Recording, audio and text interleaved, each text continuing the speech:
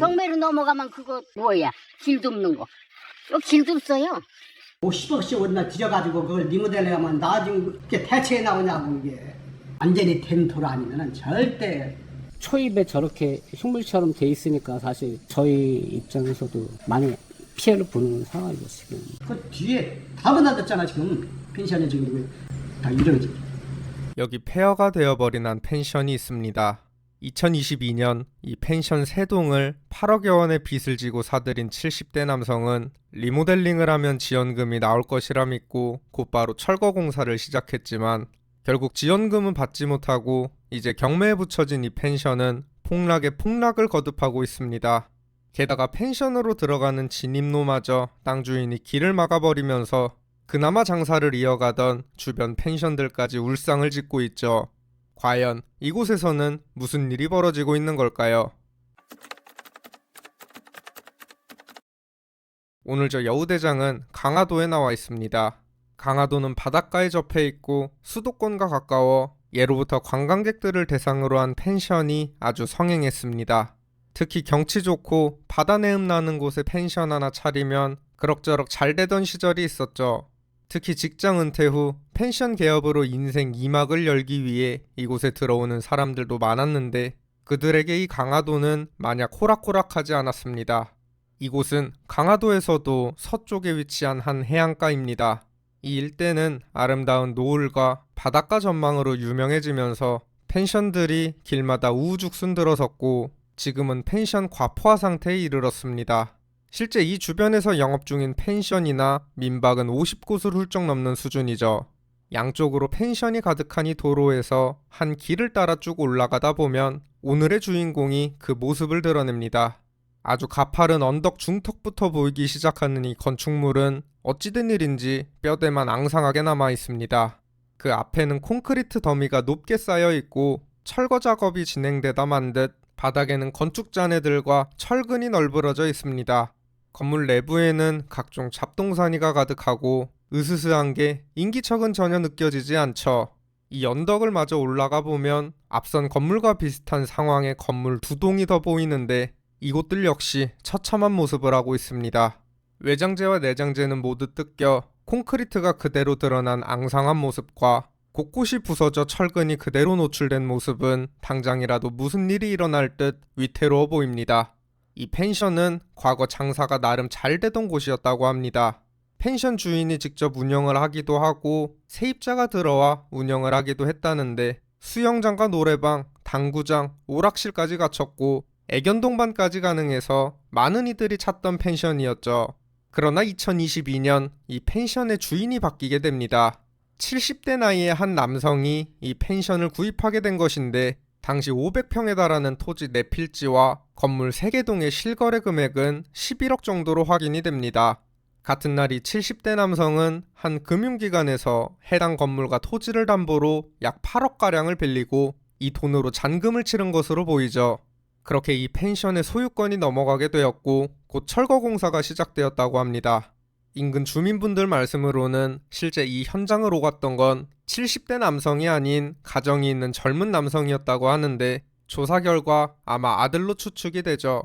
이때까지만 해도 이들은 행복한 미래만을 꿈꿨겠지만 곧 이 펜션에는 엄청난 시련이 다가오게 됩니다. 애초에 이 남성이 이 오래된 펜션을 산 이유는 한 지원 사업을 믿고 한 것이었습니다. 리모델링 공사를 진행하면 어느 정도 지원금이 나올 것이라 생각하고 바로 철거를 해버린 것인데 나중에 알고 보니 조건이 맞지 않아 예상한 자금이 들어오지 못했고 그대로 극심한 자금난과 함께 제대로 된 공사는 시작도 못해보고 이렇게 흉물로 방치되기 시작했다는 것이죠. 여기도 이제 사가지고 들어왔는데 좀 낡아가지고 리모델링을 하면은 뭐 지원금이 나온다고 해서 제대로 알아보지 못하고 막 그냥 막 뜯고 막 하면서 지원금을 신청을 하려고 했는데 지원금이 그게 중소기업한테나 오지 개인 사업자한테는 또 그 지원금이 안 나오니까 그래가지고 말 그대로 이제 손해보고 지금 이렇게 방치가 좀 된 것 같아요. 지원금도 안 나오고 뭐 사람들 써가지고 이거 뜯었는데 왜 돈을 안 주냐 하면서 서로 뭐 분쟁이 일고 막 이러면서 자기가 감당이 안 되니까 이게 아마 경매로 넘어간 것 같아요. 방이 12개인가 그런 건데 그걸 한꺼번에 다 하울고서는 돈이 안 나오니까 돈 음식을 못하고 그냥 저렇게 놔둔 거야. 작년에도 장사 못하고 올해도 못하고. 그러니까 지금 1년 넘었어. 10억씩 어디나 들여가지고 그걸 리모델링하면 나중에 이게 대체에 나오냐고 이게. 요즘에 인건비도 얼마나 리모델링 하려면 돈이 어마어마하게 들어가는데 참. 사전에 잘 알아보지 않고 공사부터 시작했다가 큰 낭패를 본 것입니다. 그런데 사실 이 언덕 위에는 다른 펜션들이 3곳 더 있습니다. 그러나 이 3곳의 펜션 모두 정상적인 영업은 하고 있지 않다고 하죠. 저는 이곳 펜션 사장님 2분을 만나 보다 자세한 이야기를 들을 수 있었는데 여기서 가장 큰 문제는 바로 진입로 문제라고 합니다. 이 가파른 언덕 너머 펜션 단지를 올라오는 길은 총 2곳이 있습니다. 성인 남자 걸음거리로 2걸음이 채 안 되는 아주 좁은 마을길과 바로 이 사유지 위에 자리 잡은 도로죠. 원래 이 펜션 단지 손님들은 이 사유지 위 도로로 출입을 했다고 합니다. 이 언덕길이 워낙 가파른 만큼 직선으로 연결된 이 도로가 훨씬 편하기도 하고 접근성이 좋았기 때문이죠. 그러나 문제는 이 도로가 남의 땅이라는 것입니다. 이 도로 등기부등본을 확인해보니 소유자는 같은 성씨를 가진 5명. 그래서 그동안 펜션 단지 사람들은 돈을 모아 이 도로 소유주들에게 매달 사용료로 일정 금액을 지불해왔다고 하죠. 그렇게 양측의 합의하에 별탈 없이 이 언덕 펜션들은 오랜 시간 동안 잘 운영되어 왔지만 펜션 한 곳이 이렇게 망해버리자 길값을 제대로 내지 못하게 되었고 내부적으로도 갈등이 시작되면서 이 도로 주인들은 결국 이 길을 막아버리게 된 것이죠. 그렇게 언덕 꼭대기 펜션 단지로 향하는 길은 막히고 말았고 다른 펜션 주인분들도 아직까지 이 도로 문제를 해결하지 못하고 있다고 합니다. 길을 이렇게 대놓고 막아놨지만 사유지이기 때문에 어쩔 도리가 없는 것이죠. 이 도로가 없으면 펜션 단지 진입에 큰 어려움이 생기게 됩니다.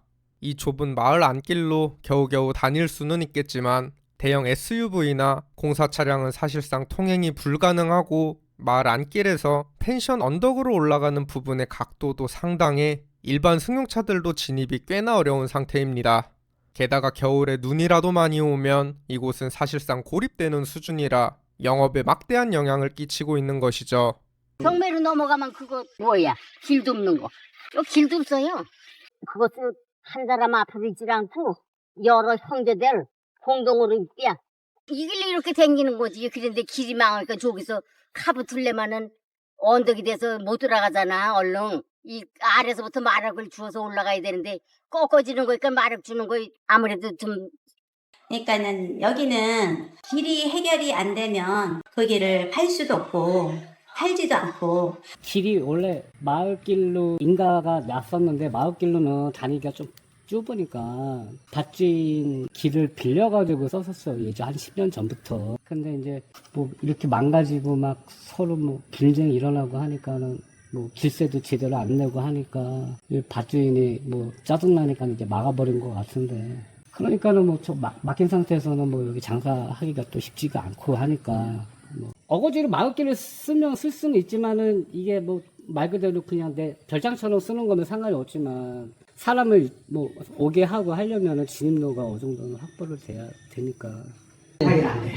여기 올라가는 길 있잖아. 네. 그게 그냥 좀 밭인데 그 사람이 이제 연 얼마씩 받고 내준 거예요. 여기 안 한대. 끝났어. 도로를 그냥 안 내준대. 안 내준대. 그냥 내준 거 그냥 불편하다고 사용료를 내줘. 그 전부터 더 올려준다 해도 안 내준다. 그 밭이 소유자가 5명 앞으로 돼 있어요. 5명 앞으로 되는데 그거 뭐 1년에 돈 1,000만 원 받아야 하고 뭐 한다고 그냥 안 받고 그냥 그 5명 가져가야 뭐 나는 뭐돈 200밖에 안 되잖아. 그냥 귀찮다 그냥 안 내줘 그냥 안 한다. 완전히 된 도로 아니면은 절대 그 뒤에 다 번화졌잖아 지금 펜션이 지금 유령 다 유령이지. 그리고 애초에 그동안 상수도도 못 들어가서 이 펜션은 물탱크를 가져다 놓고 영업을 했다고 합니다. 정말 심각한 도로 문제가 있는 것이죠. 이렇게 문제 많은 이 펜션 3동은 현재 경매에 나와 있습니다.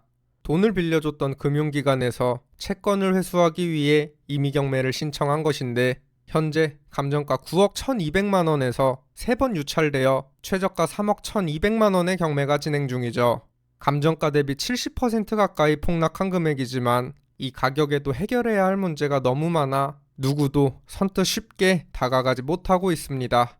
진입로 문제, 인근에 너무 많은 펜션들, 게다가 이 공사를 하다만 건물을 다시 살릴 수 있을지도 의문입니다. 요즘 공사 비용이 정말 많이 비싸졌는데 자칫하면 배보다 배꼽이 더 큰 상황에 처할 수 있죠. 물론 이렇게 문제점이 많아도 가격만 계속 싸진다면 낙찰 가능성이 늘어나겠지만 과연 언제 얼마에 낙찰될지, 이 거대한 문제점들이 과연 해결될 수 있을지는 미지수로 남아 있습니다. 주차장에 가스통을 여러 개 가져다 놓고 입구는 철조망으로 막아둔 채 스스로를 화약고 건물이라고 부르는 한 대형 카페 건물이 있습니다. 본 건물에 연루되면 한 집안이 풍비박산, 건물 곳곳에는 섬뜩한 문구들이 가득한데 대한민국 사법부는 죽었다 라는 문구 속에는 대체 어떤 사연이 숨겨져 있는 걸까요? 오늘 저 여우대장은 충청북도 청주시에 나와 있습니다. 청주는 충청도에서 대전 다음으로 인구가 많은 대도시로 다양한 일자리와 대학교가 자리 잡고 있어 생활 환경이 상당히 좋은 곳으로 유명하죠. 겉으로 보기에는 한없이 평화로워 보이는 도시입니다. 그러나 도심에서 차를 타고 외곽으로 조금만 이동하면 오늘의 주인공이 곧 모습을 드러냅니다. 멀리서 보면 제법 그럴듯해 보이는 이 건물. 하지만 어찌된 일인지 외벽 곳곳에는 락카로 새긴 문구들이 가득합니다. 조금 더 가까이 다가가 이 문구들을 한번 확인해 보겠습니다. 사기가 압류, 시공사 40% 미만 공사, 건축주 60% 이상 공사, 시공사가 공사하지도 않은 금액에 대해 가압류를 걸었고 본인은 이미 공사비 40%를 지급했다고 주장하는 내용이죠. 이 문구를 보아하니 이 낙서들은 건물주가 직접 쓴 것으로 파악이 됩니다. 보통 이런 문구들은 유치권을 주장하는 유치권자가 건물을 점거하면서 쓰는 경우가 많은데 이건 또 특이한 케이스입니다. 건물 2층으로 올라가는 입구에는 발도 들이지 마라, 죽음뿐 이라는 문구가 적혀 있어 가까이 다가가기조차 꺼려졌는데요. 해당 건물 주차장에는 차 한 대 보이지 않고 한가운데 가스통이 여러 개 묶여 있습니다. 그 뒤로는 섬뜩한 문구들이 보이고 금방이라도 무슨 일이 일어날 것 같은 분위기죠. 저 가스통을 보아하니 건물 외벽에 쓰여 있던 화약고 건물이라는 말이 무슨 뜻인지 알 것 같습니다. 이 건물 주변에 심어진 수목들과 건물 상태만 봐도 돈과 정성이 꽤나 들어간 것을 알 수 있는데 지금은 안타깝게도 이렇게 아무도 들어올 수 없게 철조망이 길게 늘어서 있는 모습이죠. 남의 재산을 사기치는 놈들과는 죽을 때까지 싸울 것이다. 본 건물에 연루되지 않기를 간곡히 부탁드립니다. 건물주 스스로가 엄청나게 억울한 입장에 처해 있다고 세상에 알리기 위해 건물 곳곳에 섬뜩한 문구를 써놓은 것으로 보이는데 대체 이 건물주는 그동안 무슨 일을 겪었던 걸까요? 이 건물의 역사는 5년 전으로 거슬러 올라갑니다. 390평 토지 위에 지어진 이 2층짜리 건물은 2020년 착공을 시작하여 2021년 사용 승인을 받았습니다. 그런데 이 땅은 애초에 지목이 주차장이었기 때문에 신축을 하더라도 대부분은 주차장 용도로 써야 했고 상업시설로 활용할 수 있는 면적은 제한적이었습니다. 그래서 이 건물주는 1층을 전부 주차장으로 사용하고 2층은 카페로 쓸 계획을 세웁니다. 그렇게 공사는 시작되었고 건물이 완공된 뒤 실제로 2층에는 카페가 문을 열게 됩니다. 그리고 장사도 제법 잘 됐다고 하죠. 그러나 진짜 문제는 이 건물 신축 공사를 진행했던 건설업체와 건물주 사이에서 벌어지게 됩니다. 해당 건물주와 신축공사 도급 계약을 맺었던 한 건설업체가 건물주에게 공사 대금을 다 받지 못했다고 소송을 건 것이죠. 해당 건설업체는 받지 못한 공사 대금이 무려 12억 원에 달한다고 주장했고 건설업체와 건물주 양측은 변호사를 선임해 치열한 법적 다툼을 시작했습니다. 그렇게 시간이 흘러 재판 결과가 나왔는데 재판 결과는 건설업체가 주장한 미지급 공사대금 12억 중 일부가 인정돼 건물주가 건설업체에게 6억 3천만 원을 지급하라 라는 판결이 내려졌습니다. 결국 건설업체가 일부 승소를 받게 된 것이죠. 그렇게 이 건설업체는 돈을 받기 위해 해당 판결문을 근거로 이 건물을 경매에 붙였고 이에 건물주는 이 판결이 감정 단계부터 잘못된 사기 판결이라고 주장하며 자기 건물을 이 지경으로 만들어버린 것이죠. 대한민국 사법부 사기치는 데 일조한 공권력 집단, 대한민국 사법부는 죽었다. 라는 문구에서 재판 결과에 대한 분노가 느껴집니다.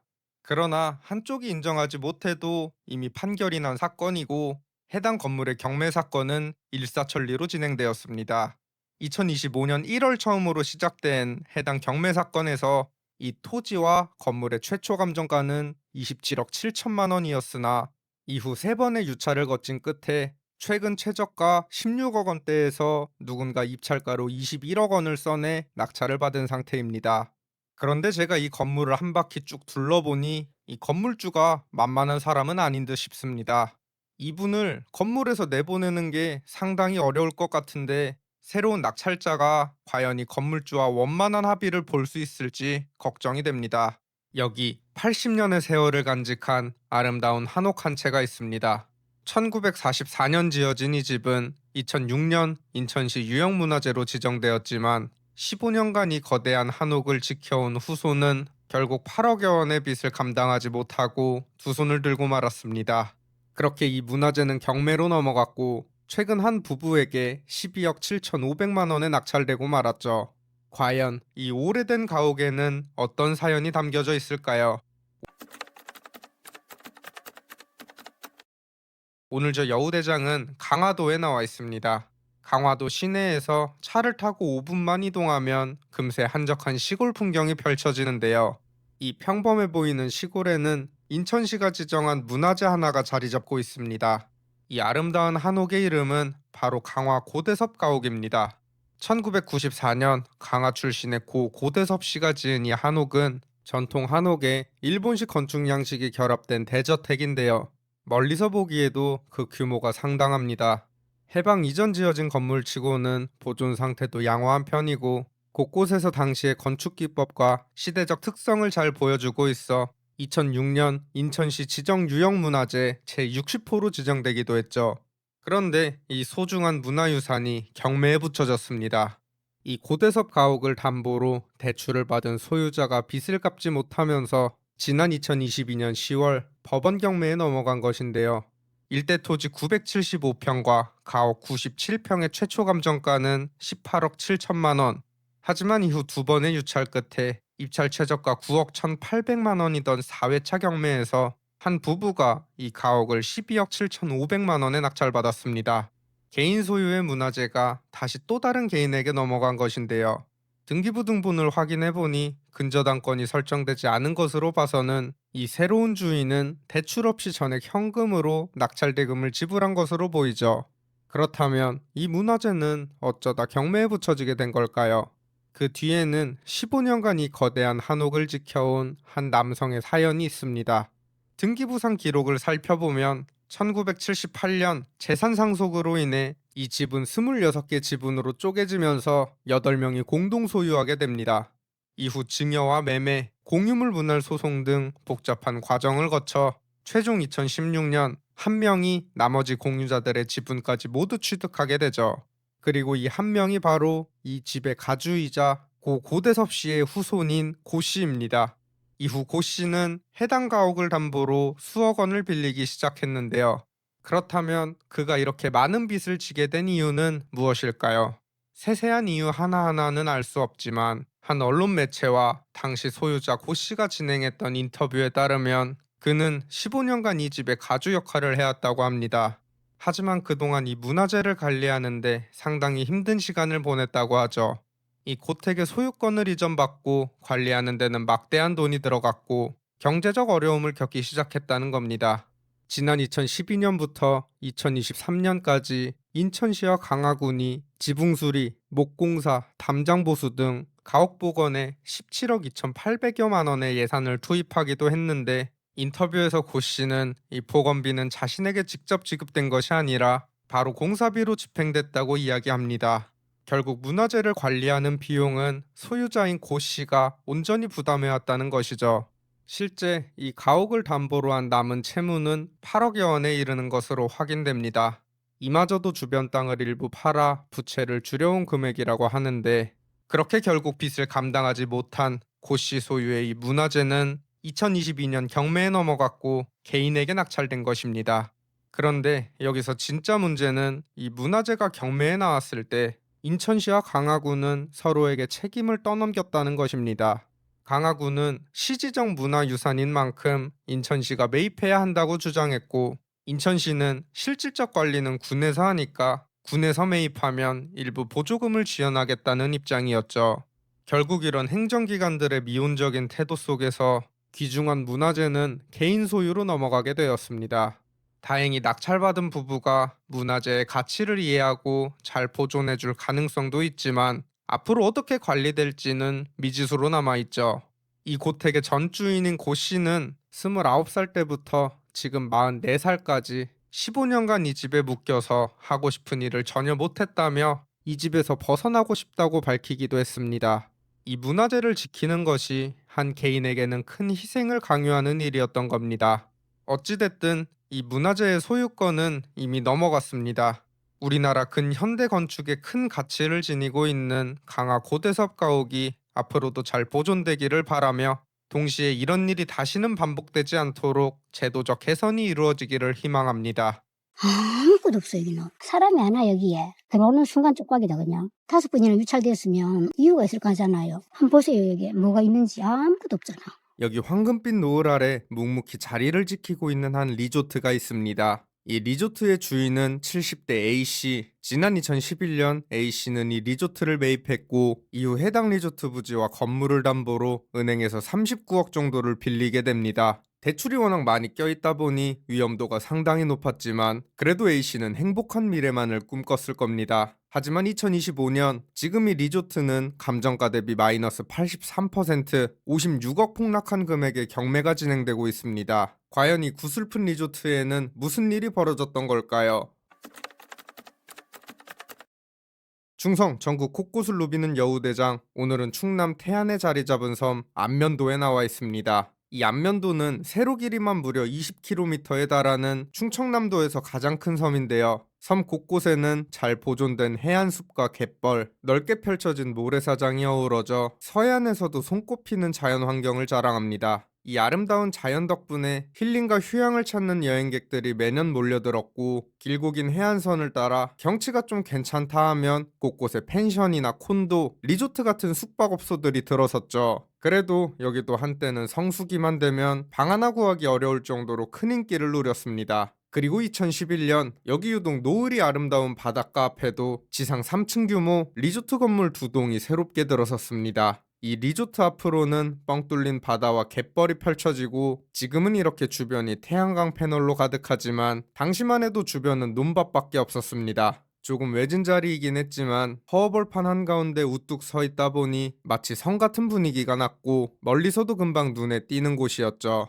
그리고 같은 해 앞쪽 건물 2동이 사용 승인을 받은 이후 70대 A씨는 이 리조트를 매입하게 됩니다. 당시 거래 가격은 약 29억 정도로 확인이 되는데 아마 바닷가 바로 앞이라는 입지와 숙박업에 대한 기대감이 크게 작용한 선택이었을 겁니다. 그렇게 이 리조트의 주인이 된 A씨, 남은 뒤쪽 부지에도 지상 3층 규모 건물 2동을 추가로 짓기 시작했는데요. 하지만 자금이 부족했던 A씨는 이 리조트 부지와 건물, 그리고 곧 완공될 건물들까지 담보로 잡고 은행에서 약 39억 정도를 3차례에 걸쳐 빌렸습니다. 이는 아마 대부분 건축자금이나 리조트 운영비로 사용된 것으로 보이죠. 그렇게 2013년 뒤쪽 건물들까지 완공됐고 이제 객실도 훨씬 많아졌겠다. A씨는 장밋빛 미래만을 생각했을 겁니다. 하지만 정작 A씨를 기다리고 있던 건 겨울바다보다 차가운 현실이었죠. A씨가 이제 감당해야 하는 이 39억이라는 대출, 연이율을 5%만 잡아도 이자가 한 달에 1,600만 원이 넘었고, 여기에 각종 시설 유지비와 인건비, 세금까지 매달 2천만 원씩은 고정비로 나갔을 것으로 추측이 됩니다. 정말 이 압박감이 장난이 아니었을 텐데 그래도 이 A씨는 꽤 오랜 시간을 버텨냈죠. 하지만 2017년부터 상황이 급격히 나빠지기 시작합니다. 세금과 대출이자를 제때 내지 못하는 일이 벌어졌고, 그 사이 리조트는 경매에 붙여졌다가 취하되기를 3번이나 반복했습니다. 그리고 2022년 네 번째 경매 절차가 다시 시작됐는데, 당시 2,000평에 달하는 이 리조트 부지와 건물 4동의 최초 감정가는 67억 7천만 원이었지만 지금은 5번이나 유찰되면서 최초 감정가 대비 83%나 떨어진 최저가 11억 3천만 원의 경매가 진행 중입니다. 가격이 크게 떨어지다 보니 이제 많은 사람들이 이 리조트를 눈여겨보고 있는데 여기에는 특히 주의해야 할 점이 두 가지 정도 있죠. 우선 해당 리조트는 지난 7월 진행된 7회차 경매에서 20억 원에 한 차례 낙찰이 됐지만 이 낙찰자는 1억 6천만 원에 달하는 입찰 보증금을 포기하면서까지 잔금을 내지 않았습니다. 물론 대출이 계획대로 나오지 않아 잔금을 마련하지 못했을 수도 있지만 이 리조트 자체에 치명적인 하자나 리스크를 뒤늦게 발견해 포기했을 가능성도 배제할 수 없습니다. 두 번째는 이 주변에 숙박업소가 지나치게 많다는 점입니다. 이 일대 반경 3.5km 안에서만 확인되는 숙소가 무려 50곳이 넘습니다. 안 그래도 관광객이 줄어가는 상황 속 이 치열한 경쟁에서 살아남아야 하는 거죠. 물론 이 리조트는 바닷가 바로 앞에 자리에 있어 전망 하나만큼은 끝내준다는 장점이 있지만 정작 바다 전망 외에는 주변에서 즐길 만한 것들이 거의 없기 때문에 여기서 살아남기 위해서는 확실하게 차별화된 특별한 아이템이 필요해 보입니다. 누가 봐도 감탄이 나올 만큼 아름다운 노을을 품은 이 리조트. 한때는 누군가의 꿈이 깃들어 있었지만 지금은 감당하기 어려운 현실만 남아있을 뿐이죠. 펜션 리조트 사업은 겉으로 보기보다 훨씬 많은 돈과 노력이 필요한 업종입니다. 관광객이 줄고 운영이 흔들리는 순간 바닥을 드러내고 여기에 무리한 대출까지 안고 있다면 돌이키기 어려운 상황으로 이어질 수 있습니다. 심지어 요즘 전국적으로 숙박업계 분위기가 상당히 좋지 못한 상황인데 혹시라도 시청자분들께서 펜션이나 리조트 사업을 고민하고 계시다면 부디 한 번 더 냉정하게 생각해 보시고 미래의 나와 가족이 더 행복해질 수 있는 선택을 하시길 바랍니다. 상가가 단돈 100만 원, 잘못 들으신 게 아닙니다. 한때 수천만 원을 호가하던 동대문 상가가 최근 경매에서 무려 11번이나 주인을 찾지 못하고 유찰된 끝에 간신히 100만 원 정도의 낙찰이 되었지만 그 낙찰자마저 해당 상가를 포기해버리는 그야말로 충격적인 사건이 벌어졌습니다. 이게 바로 지금 2025년 동대문이 마주한 냉혹한 현실입니다. 오늘 저 여우대장이 나와 있는 이곳은 바로 동대문역입니다. 많은 분들이 아시다시피 지금 제가 서 있는 이 동대문역 일대는 한때 31개의 대형 상가와 3만여 개의 점포가 불야성을 이루던 명실상부 대한민국 패션의 심장으로 불렸습니다. 한때 대한민국에서 옷 하면 바로 이 동대문을 떠올릴 정도로 패션의 메카이자 젊은이들의 성지로 밤낮 없이 북적이던 곳이었죠. 그때 그 시절 청춘들의 열정으로 가득했던 이곳 동대문.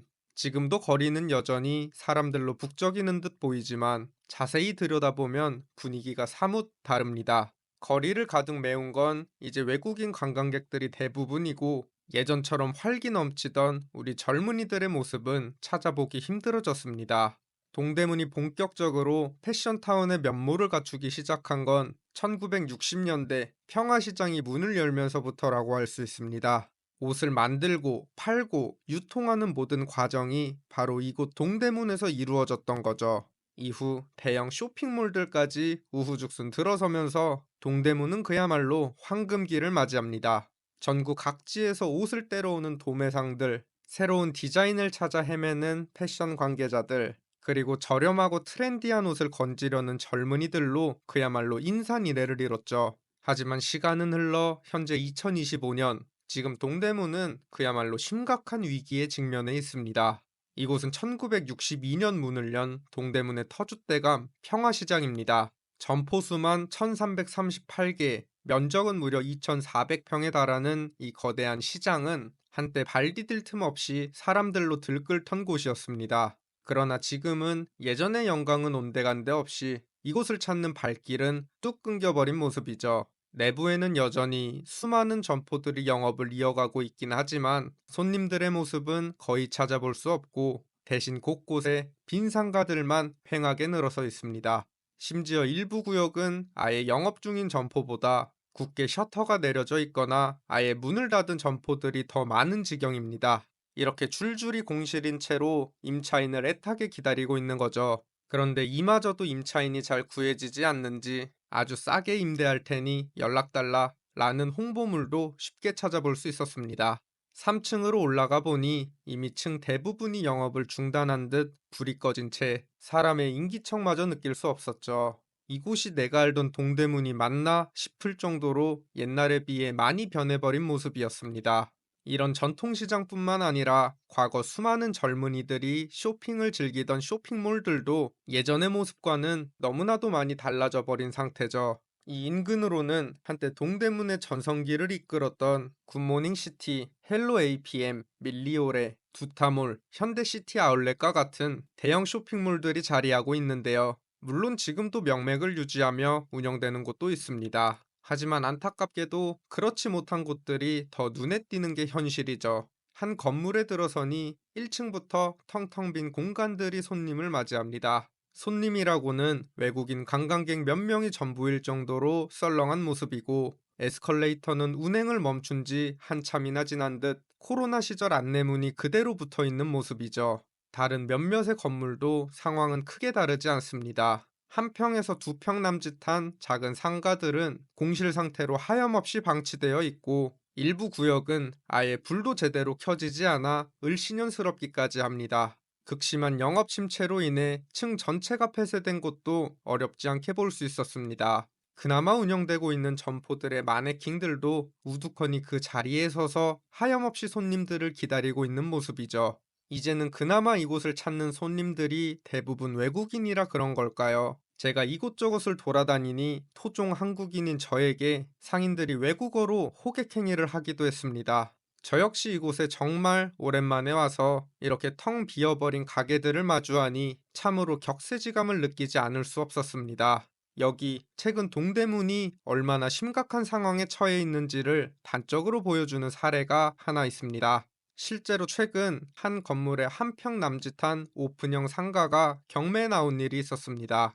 주인이 해당 상가를 담보로 빌린 대출금을 갚지 못해서였죠. 해당 상가의 최초 감정가는 1230만 원으로 감정되었으나 이후 11번이나 유찰된 끝에 고작 105만 원에 낙찰되었습니다. 하지만 이게 끝이 아니었죠. 해당 상가를 105만 원에 낙찰받은 낙찰자마저 입찰 보증금을 포기하며 잔금을 납부하지 않았고, 결국 이 상가는 아직까지 주인을 찾지 못한 채 최저가 105만 원으로 다시 경매가 진행 중입니다.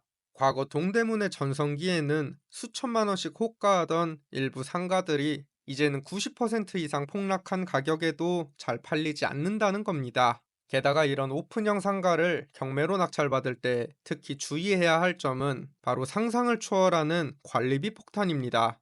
이미 경매로 넘어올 정도의 상가라면 이전 주인이 이미 상당 기간 관리비를 내지 못했을 가능성이 상당히 높습니다. 짧게는 몇 개월에서 길게는 몇 년치의 관리비가 그대로 쌓여 있는 경우가 태반이라는 거죠. 그런데 현행법상 아파트나 상가 같은 집합 건물의 경우 이렇게 밀린 관리비 중 공용 부분에 해당하는 관리비는 낙찰자에게 승계될 수 있습니다. 즉, 내가 낙찰받은 상가의 이전 주인이 내지 않고 버틴 공용 관리비를 새로운 낙찰자인 내가 대신 물어내야 할 수도 있다는 겁니다. 이는 적게는 수십만 원에서 많게는 수천만 원까지 쌓여 있는 경우가 허다하죠. 영원할 것만 같았던 이 동대문 패션타운이 쇠락의 길을 걷게 된 데에는 여러 가지 이유가 있습니다. 온라인 쇼핑몰의 등장, 여기에 더해 가격도 저렴하고 품질까지 좋은 대형 경쟁 브랜드들이 속속 등장했기 때문이죠. 그리고 결정적으로 2020년 코로나 사태가 전국을 휩쓸며 이곳 동대문 상권은 처참히 무너졌고 지금까지도 제대로 회복을 하지 못한 상황입니다. 서울의 주요 입지에 이처럼 많은 공간들이 아무런 활용도 없이 그저 방치돼 있다는 사실은 정말 안타깝기만 합니다. 한때는 돈이 있어도 구하기 어려웠던 이 공간들이 이제는 헐값에도 외면받고 있는 현실. 이것은 단순히 한 지역 상권의 몰락을 넘어 급변하는 시대 속에서 우리가 놓치고 있는 것은 무엇인지, 또 어떻게 미래를 준비해야 하는지를 묻고 있는 듯합니다. 버려지고 방치된 공간에 새로운 숨결을 불어넣는 것, 그것이 어쩌면 지금 우리에게 가장 필요한 지혜가 아닐까요? 지금까지 여우대장이었습니다. 감사합니다.